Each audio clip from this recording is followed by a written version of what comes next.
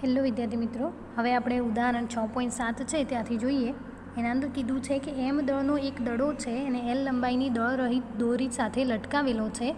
તો એના નિમ્નતમ બિંદુ એ પાસે સમક્ષિતિજ દિશામાં જો એને v0 વેગથી ગતિ કરવામાં આવે તો એના ઉધ્વ સમતલના અંદર એ અર્ધવર્તુળાકાર માર્ગે જાય છે. તો ફક્ત મહત્તમ ઊંચાઈએ આવેલા સી બિંદુ પાસે દોરી ઢીલી પડે છે. તો ઉધ્વ સમતલમાં એ આકૃતિમાં દર્શાવેલ છે. તો એના માટે આપણે v0 બિંદુ બી અને સી પાસેની એની ઝડપ અને બંનેની ગતિ ઉર્જા એટલે કેબી ભાગ્યા કેસીનો ગુણોત્તર આપણને મેળવવાનો છે. અને એના સિવાય આ કેવો આકાર ધારણ કરે છે એ પણ આપણે અહીંયા નક્કી કરવાનું છે. તો એના માટે જુઓ, આકૃતિના અંદર આપેલું છે એ પ્રમાણે અહીંયા એ બિંદુ આગળ એમ દળનો અને એલ લંબાઈનો દડો આપણી હાથમાં છે. ત્યાંથી આપણે v0 વેગ આપવામાં આવે છે અને v0 વેગ આપણે આપીશું તો દડો જે છે અહીંયા હતો એ હવે આ રીતે અર્ધવર્તુળાકાર માર્ગે શું કરે છે, ગતિ કરવાનું ચાલુ કરે છે. તો આ દડો જે છે એના ઉપર બે પ્રકારના બળો લાગે છે. એક તો ગુરુત્વાકર્ષણ બળ લાગે છે, બીજું તણાવ બળ લાગે છે. હવે અહીંયા જે તણાવ બળ લાગે છે એ તણાવ બળ હંમેશા સ્થાનાંતરને કેવો હોય છે, લંબરૂપે હોય છે. અને સ્થાનાંતરના લંબરૂપે હોવાના કારણે આપણને તણાવ બળના લીધે કોઈ કાર્ય મળતું નથી. હવે એના પછી બીજું આપેલું છે એ ગુરુત્વાકર્ષણને લીધે છે. તો ગુરુત્વાકર્ષણને લીધે જે દળ મળે છે એની સ્થિતિ ઉર્જા રૂપે આપણને મળશે. તેથી તણાવ બળ વડે કોઈ કાર્ય થશે નહીં. તો બીજું કાર્ય છે એ આપણને ગુરુત્વાકર્ષણ બળના કારણે મળે છે અને એની કુલ યાંત્રિક ઉર્જાનું શું થાય છે, સંરક્ષણ થાય છે. હવે જ્યારે એ બિંદુ હશે તો એ બિંદુ આગળ એટલે અહીંયા ત્યાં આગળ એ જે દડો છે એની લંબાઈ L બરાબર 0 હશે. કેમ? કારણ કે દડો અહીંયા આપણા હાથમાં છે એટલે એની લંબાઈ હશે નહીં. તો એ દરમિયાન એની સ્થિતિ ઉર્જા શું હશે, શૂન્ય હશે. કારણ કે ત્યાંથી આપણને એને ગતિ આપવાની છે એટલે. તો અહીંયા સ્થિતિ ઉર્જા એટલે શું થાય, mgl બરાબર શું મળશે આપણને, 0. તો એ દરમિયાન આપણે એ બિંદુ પાસે યાંત્રિક ઉર્જા ગણીએ. યાંત્રિક ઉર્જા એટલે શું થાય, ગતિ ઉર્જા વત્તા સ્થિતિ ઉર્જા. તો ગતિ ઉર્જા 1/2 mv02 અને સ્થિતિ ઉર્જાનું મૂલ્ય તો 0 થાય છે એટલે આપણને એ બિંદુ આગળ યાંત્રિક ઉર્જાનું સમીકરણ મળશે. હવે એ બિંદુ આગળ આપણે એના પરિણામી બળ અને કેન્દ્રગામી બળને આપણે સરખાવી શકીએ. કારણ કે જે દડો છે એ વર્તુળાકાર માર્ગે ગતિ કરે છે. તો વર્તુળાકાર માર્ગે ગતિ કરતો હોય તો એના ઉપર કેન્દ્રગામી બળ લાગે છે. તો આપણે ન્યૂટનનો ગતિનો બીજો નિયમ છે F બરાબર ma, એનો ઉપયોગ કરીશું. પરિણામી બળ એટલે એના ઉપર એક તણાવ બળ લાગશે Ta અને બીજું ગુરુત્વાકર્ષણ બળ લાગશે mg. Ta ઉપરની તરફ લાગે છે, ગુરુત્વાકર્ષણ બળ નીચેની તરફ લાગે છે એટલે અહીંયા થશે Ta - mg.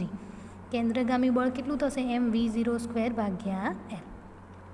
તો આપણને એ બિંદુ પાસે એનું તણાવ બળનું સૂત્ર મળી ગયું, બરાબર. હવે એવી જ રીતે આપણે સી બિંદુ પાસે ગણીએ. તો સી બિંદુ પાસે જ્યારે પહોંચશે ત્યારે દોરી શું થાય છે, ઢીલી પડી જાય છે. અને દોરી ઢીલી પડી જાય ત્યારે તણાવ બળ લાગે નહીં એટલે તણાવ બળ TCનું મૂલ્ય શું હશે, 0. તો એ દરમિયાન આપણે આંતરિક ઉર્જા ગણીએ. તો યાંત્રિક ઉર્જા એટલે શું થશે, ગતિ ઉર્જા વત્તા સ્થિતિ ઉર્જા, બરાબર. હવે જે સી બિંદુ છે ત્યાં આગળ આપણે પરિણામી બળમાં તણાવ બળ તો લાગશે જ નહીં એટલે તણાવ બળ કેન્સલ થઈ ગયું. ખાલી એકલું ગુરુત્વાકર્ષણ બળ લાગે છે એટલે વજન બળ mg બરાબર કેન્દ્રગામી બળ. અહીંયા આપણે VCની ગણતરી કરવાની છે. તો Lને અહીંયા ગુણી દો. VC² બરાબર શું મળે છે, GL. હવે અહીંયા જે તમને VC² મળે છે એની કિંમત આપણે સમીકરણ નંબર 2ના અંદર મૂકવાની છે, બરાબર. જુઓ અહીંયા મૂકી દીધું છે GL. તો 1/2 mgl વત્તા 2gl એટલે શું થશે, 5 mgl ભાગ્યા 2. એ એટલે યાંત્રિક ઉર્જા જેનું સૂત્ર આપણે સમીકરણ 1માં મેળવ્યું એ મૂકી દીધું છે. 1/2 mv02 બરાબર 5 mgl ભાગ્યા 2. કેન્સલ થતું હોય કેન્સલ કરો. જુઓ એમ કેન્સલ થશે. આપણને મળ્યું v0ની કિંમત મળી વર્ગમૂળમાં 5gl, બરાબર. આ એ થઈ ગયું. હવે એના પછી આપણે બીમાં જોઈએ કે બી અને સી બિંદુ પાસે ઝડપ શોધવાની છે. તો જુઓ સી બિંદુ આગળની ઝડપ તો આપણને મળી ગઈ અહીંયા, બરાબર, vc² બરાબર gl. પરંતુ આપણે vcની જરૂર છે તો આપણે વર્ગ કાઢીને અહીંયા શું કરી દીધું, વર્ગમૂળ, બરાબર. તો vc તો આપણને મળી ગયું. હવે આપણે બી બિંદુ પાસે એનો શોધવાનો છે. તો બી બિંદુ પાસે આપણે ફરીથી યાંત્રિક ઉર્જાનું સમીકરણ લખીશું. E બરાબર ગતિ ઉર્જા વત્તા સ્થિતિ ઉર્જા, બરાબર. E તો શું છે, યાંત્રિક ઉર્જા સમીકરણ 1માંથી આપણે મેળવ્યું. ત્યાં કિંમત મૂકી છે 1/2 mv². હવે અહીંયા આપણે v0 છે એની જગ્યાએ 5gl મૂકી શકીએ જે આગળ આપણે શોધ્યા, બરાબર છે. હવે જે સમીકરણ નંબર આપણને 6 આપેલું છે એના ઉપરથી લેવાનું છે. આપણે આ પદ છે એને આ બાજુ લઈ દઈએ તો શું થશે, 5 mgl - mgl. અહીંયા આ પદ છે એને અહીંયા લખ્યું છે, બરાબર. 5/2 -1 કરશો તો એના જવાબ શું મળશે તમને? 3/2 mgl. તો તમારે જુઓ કેન્સલ થતું એ કેન્સલ કરો, 2 થશે, એમ થશે. તો શું મળ્યું તમને? VB બરાબર વર્ગમૂળમાં 3gl. બરાબર. હવે સીના અંદર આપણે શું શોધવાનું કીધું છે કે બી અને સી વચ્ચે બી અને સીની ગતિ ઊર્જાનો ગુણોત્તર. તો KB એટલે બી બિંદુ આગળ ગતિ ઊર્જા ભાગ્યા KC એટલે સી બિંદુ આગળ ગતિ ઊર્જા. બંનેના સમીકરણ મૂકો. આ બંને તો કેન્સલ થઈ જશે. તો અહીંયા મળ્યું VB² ભાગ્યા VC². બંનેની કિંમતો આપણે શોધી છે 3gl ભાગ્યા gl. તો 3:1નો ગુણોત્તર આપણને મળે છે. બરાબર. અને આ ગોળો છે કેવા માર્ગે ગતિ કરે છે? તો એ વર્તુળાકાર માર્ગે ગતિ ચાલુ રાખે છે. બરાબર. તો આ થઈ ગયું ઉદાહરણ 6.7. એના પછી 6.8 છે. એના અંદર એક કાર એક્સિડન્ટનો કઈ રીતે થયો એના માટે જે એના ઉત્પાદકો છે એ એની ચકાસણી કરે છે કે કાર એક્સિડન્ટ કેવી રીતે થયો. તો એના જુદા જુદા સ્પ્રિંગ અચળાંકોની મદદથી એ કારની અથડામણોનો અભ્યાસ કરે છે. તો એના માટે એવું આપણને એક ઉદાહરણ આપેલું છે કે 18 કિલોમીટર પ્રતિ કલાકની ઝડપથી લીસા રસ્તા પર ગતિ કરતી એક કાર છે. એનું વજન તમને આપેલું છે અને એના ઉપર આટલું જે છે એ બળ સ્પ્રિંગ અચળાંક પર સાથે અથડાય છે. એટલે એની અથડામણ આપેલી છે કે કેટલા ગતિ ઊર્જા સ્થિતિ ઊર્જાની કેટલા અથડાશે એટલા માટે. એટલે તમને એ સ્થિતિ ઊર્જાનું મૂલ્ય આપેલું છે. સ્થિતિ ઊર્જાની સ્પ્રિંગ અચળાંક આપેલો છે. એટલે તમને અહીંયા આ જે મૂલ્ય છે કીનું મૂલ્ય તમને આપેલું છે. તો સ્પ્રિંગનું મહત્તમ સંકોચન કેટલું થયું હશે એ આપણે નક્કી કરવાનું છે. બરાબર. તો મહત્તમ સંકોચન નક્કી કરવા માટે આપણે પહેલાં એની ગતિ ઊર્જા શોધી દઈએ કે સ્પ્રિંગ જ્યારે મહત્તમ સંકોચાય છે ત્યારે કારની ગતિ ઊર્જા સંપૂર્ણ શામાં રૂપાંતર પામી જાય છે? સ્થિતિ ઊર્જાના અંદર રૂપાંતર પામશે. તો એના માટે આપણે ગતિ ઊર્જા સૂત્ર મેળવીશું 1/2 mv² ઉપરથી. વીની કિંમત તમને કિલોમીટર પ્રતિ કલાકમાં આપેલી જ છે. તો તમે એને મીટર પ્રતિ સેકન્ડના અંદર ફેરવી શકો. બરાબર. તો આ જ કિંમત મૂકશો તો તમને અહીંયા ગતિ ઊર્જા મળશે. હવે આપણે ઊર્જા સંરક્ષણના નિયમનો ઉપયોગ કરીશું. તો સ્થિતિ ઊર્જા બરાબર શું થાય? ગતિ ઊર્જા. સ્થિતિ ઊર્જા V અને ગતિ ઊર્જા જે સ્પ્રિંગ છે એની ગતિ ઊર્જા શું થાય? 1/2 kxm². ગતિ ઊર્જા છે એ જ સ્થિતિ ઊર્જા છે. તો આપણે અહીંયા એની કિંમત મૂકીએ 1.25 × 10⁴. 1/2 k તમને રકમમાં આપેલા છે, xm² આપણે અહીંયા શોધવાના છે. બરાબર. શોધવાના છે તો xm² છે એને આપણે કરતા બનાવી દઈએ. બરાબર. આ જે ઉપર ગુણા છે આ જે પદ છે એ ભાગાકારમાં આવશે. વર્ગ છે એટલે વર્ગમૂળ કરો તો તમને xm એટલે જે સ્પ્રિંગ છે એ 2 મીટર જેટલી મહત્તમ દબાય છે. બરાબર. હવે એના પછી 6.9 છે કે ઘર્ષણના અચળાંક મ્યુના 0.5 મૂલ્ય એટલે મ્યુનું મૂલ્ય તમને આપેલું છે. મૂલ્ય માટે આપણે જે આગળનું જે ઉદાહરણ છે એને ધ્યાનમાં લઈ સ્પ્રિંગનું મહત્તમ સંકોચન ગણવાનું છે. એના તમને આકૃતિના અંદર આપેલી છે. તો જ્યારે ઘર્ષણની હાજરીમાં સ્પ્રિંગ ઉપર 2 બળો લાગશે. એક તો ઘર્ષણ બળ લાગશે અને એ સ્પ્રિંગને પોતાની મૂળ સ્થિતિમાં પાછું લાવવા માટે પુનઃસ્થાપક બળ એટલે 2 બળો લાગે છે. અને એ જે છે એ સ્પ્રિંગમાં જે સંકોચન થાય છે એ સંકોચનનો શું કરે છે? વિરોધ કરે છે. બરાબર. તો આકૃતિના અંદર દર્શાવેલું છે જુઓ. બરાબર. અહીંયા જુઓ તમને ઘર્ષણ બળ આપેલું છે. એના સિવાય અહીંયા પુનઃસ્થાપક બળ પણ લાગે છે. તો એના માટે આપણે કાર્ય ઊર્જા પ્રમેયનો ઉપયોગ કરીશું. કાર્ય ઊર્જા પ્રમેય એટલે શું થાય? ગતિ ઊર્જા બરાબર કાર્ય. તો અંતિમ ગતિ ઊર્જા માઇનસ પ્રારંભિક ગતિ ઊર્જા બરાબર W. અહીંયા અંતિમ ગતિ ઊર્જા 0 થશે. બરાબર. કારણ કે અંતિમ ગતિ કરતું નથી એટલે અંતિમ ગતિ ઊર્જા 0. અને પ્રારંભિક ગતિ ઊર્જાને આપણે 1/2 mv² લખીશું. બરાબર. W. હવે આપણને આ સમીકરણ મળી ગયું કાર્ય ઊર્જા પ્રમેય ઉપરથી. હવે એવી જ રીતે એના ઉપર કેટલું બળ લાગે છે? જે સ્પ્રિંગ છે એના ઉપર કેટલું બળ લાગે છે? એટલે બળ વડે જે પરિણામી બળ વડે થતું કાર્ય.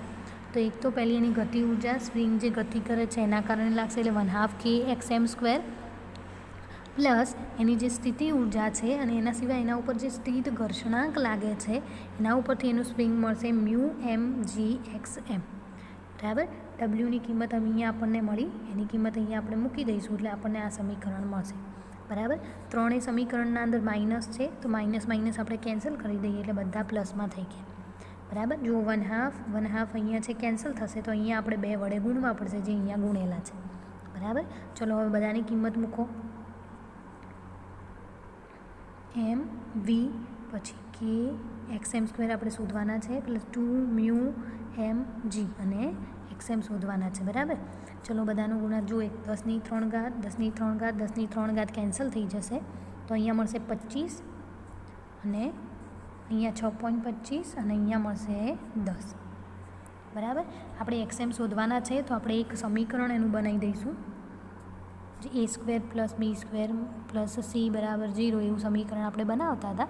એ પ્રમાણેનું સમીકરણ અહીંયા બનાવી દઈશું. તો આપણને a બરાબર મળશે 6.25, ax² + bx + c = 0. આ સમીકરણ સાથે આને સરખાવો તો a બરાબર મળશે 6.25, b બરાબર મળે છે 10 અને c બરાબર મળે છે -25. તો આના માટે આપણે પેલી જે અવયવની રીત વાપરતા હતા એનો આપણે ઉપયોગ કરીશું. અને અવયવની રીત સિવાય બીજું પણ એક સમીકરણ આપણે વાપરી શકીએ છીએ, ડેલ્ટા બરાબર b² - 4ac. તો અહીંયા બધાની કિંમત મૂકો તો તમને ડેલ્ટા મળી જશે, બરાબર. હવે આપણે અહીંયા XMની કિંમત શોધવાની છે, જેનું સૂત્ર તમને યાદ છે, આપણે 10મા ધોરણના અંદર ભણીને આવ્યા છીએ. ચલો બધાની કિંમત મૂકો, b ડેલ્ટા 2a, તો તમને આ રીતે સમીકરણ મળશે. હવે એની જો બાદબાકી તમે કરશો, અહીંયા જો ± આપેલું છે, જો તમે બાદબાકી કરશો ઉપરવાળા પદની તો તમને આ સમીકરણ મળશે, જો સરવાળો કરશો તો તમને આ સમીકરણ મળશે, પરંતુ અહીંયા માઇનસ આવે છે જે શક્ય નથી, બરાબર. તો અહીંયા આપણને XMની કિંમત મળે છે. તો અહીંયા આપણે XM શોધવાના હતા કે કેટલું મહત્તમ સંકોચન થાય છે, જેની આપણે અહીંયા ગણતરી કરી, બરાબર. હવે એના પછીનું ઉદાહરણ છે 6.10. એ તો નથી તમારા સિલેબસમાં. 6.11 જુઓ કે એક લિફ્ટ છે, એ લિફ્ટના ટોટલ એનું વજન છે 1800 કિલોગ્રામ સહન કરી શકે તેવી લિફ્ટ છે અને એ 2 મીટર પ્રતિ સેકન્ડની અચળ ઝડપથી ઉપર તરફ જઈ રહી છે. તો એની વિરુદ્ધ દિશામાં ગતિનું ઘર્ષણ બળ લાગે છે 4000 ન્યૂટન જેટલું ઘર્ષણ બળ લાગે છે. તો મોટર વડે લિફ્ટને પૂરો પાડેલ લઘુત્તમ પાવર વોટ અને હોર્સ પાવરના અંદર શોધો. હવે આપણે અહીંયા પાવર શોધવાનો છે, તો પાવરનું સૂત્ર આપણને ખબર છે P = FV, પરંતુ આપણને અહીંયા F ખબર નથી કુલ કેટલું બળ લાગે છે. તો જે ટોટલ બળ કેટલું લાગશે, તો વજન બળ વત્તા ઘર્ષણ બળ, બરાબર. વજન બળ એટલે mg, ઘર્ષણ બળ F. બધાની કિંમત મૂકો તો તમને F મળી જશે. હવે આપણે પાવર શોધવાના છે, તો આ સમીકરણનો ઉપયોગ કરીશું.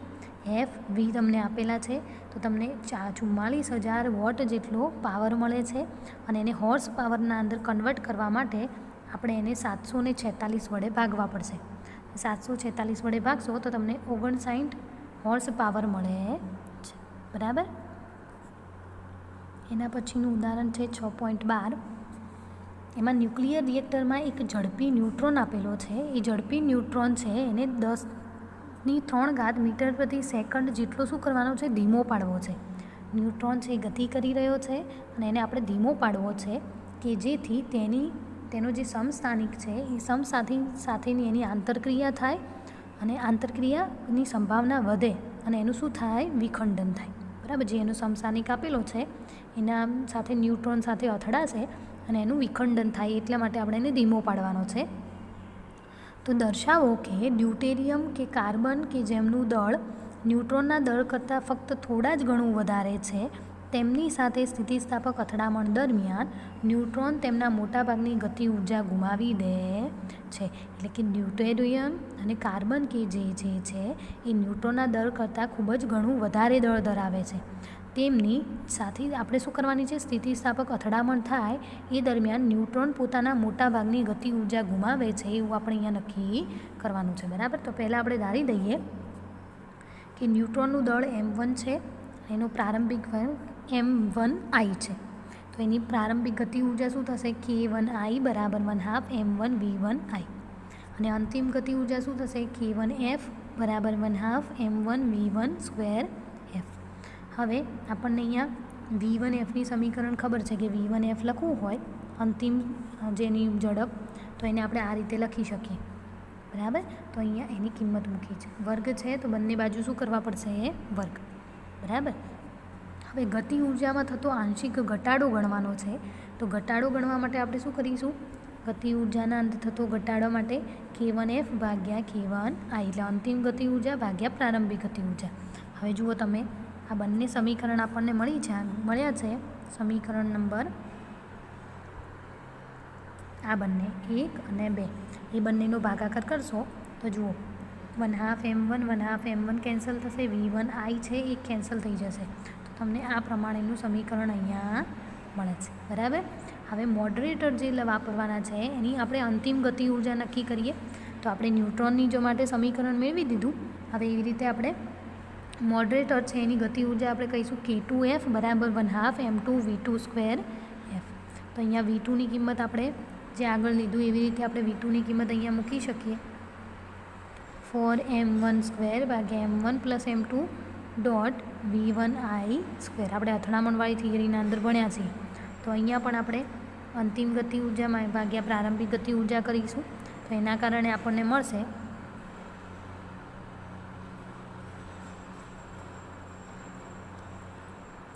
બરાબર.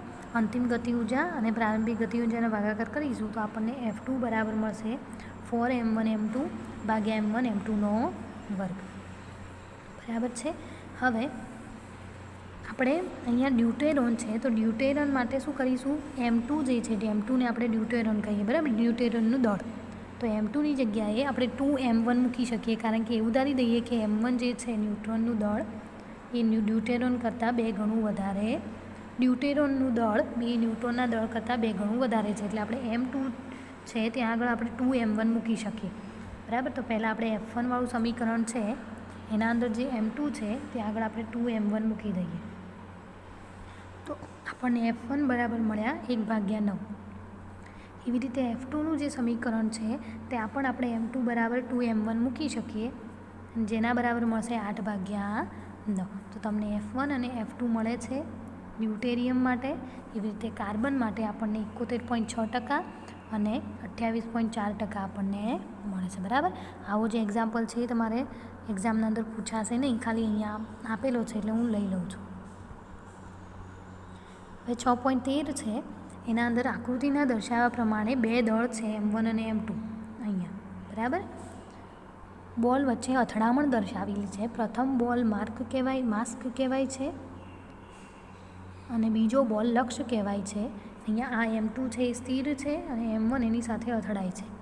બરાબર.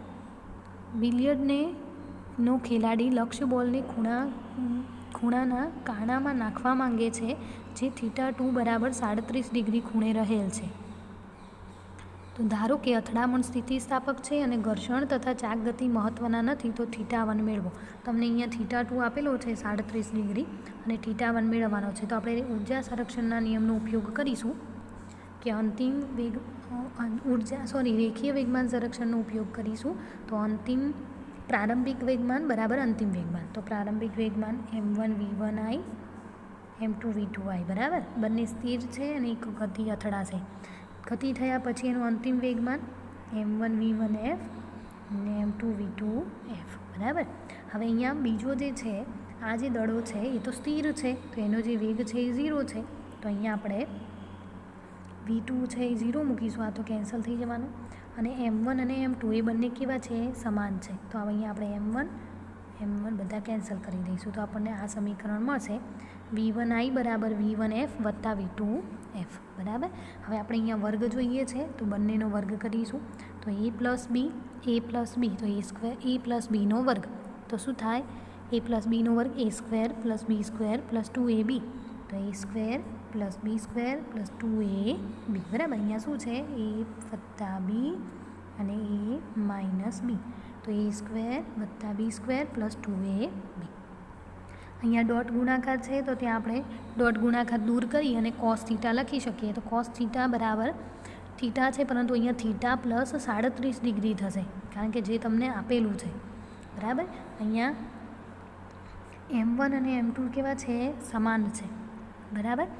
m1 અને m2 સમાન હોવાથી v1 સ્ક્વેર બરાબર v1f સ્ક્વેર વત્તા v2f સ્ક્વેર, એટલે આપણને જે ઉપરનું સમીકરણ મળ્યું એ પ્રમાણે. બરાબર. હવે આ બંને જે સમીકરણ મળ્યા આપણને સમીકરણ નંબર 1 અને સમીકરણ નંબર 2 એને સરખાઈએ તો જો આ પદ બંને કેન્સલ થઈ જશે. તો આના બરાબર શું મળે આપણને, 0. તો અહીંયા તો ગુણાકારમાં આવશે, કેન્સલ થશે. તો cos θ1 પ્લસ 37 ડિગ્રી બરાબર 0.